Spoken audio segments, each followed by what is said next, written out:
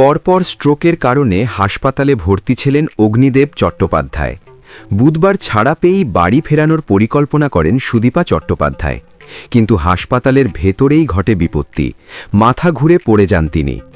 সুদীপার শারীরিক ও মানসিক চাপ দিন কয়েক ধরে বাড়ছিল। ঘুম হয়নি, খাওয়া দাওয়া ঠিক ছিল না।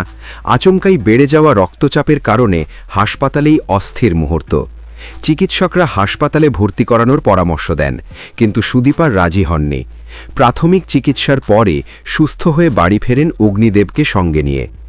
7 বছরের অগ্নিদেব এখন অনেক দুর্বল, তাই বাড়িতেই চিকিৎসা চলবে। সুদীপার একনিষ্ঠ যত্ন আর ধৈর্য এটাই নিশ্চিত করছে স্বামী নিরাপদে আর শান্তিপূর্ণভাবে সেরে উঠবেন। অতীতেও সুদীপা অগ্নিদেবকে শুধু স্বামী নন, মেন্টর হিসেবেই দেখেছেন। জীবনের ছোট বড় প্রতিটি সিদ্ধান্তে তার পরামর্শ পেয়েছেন।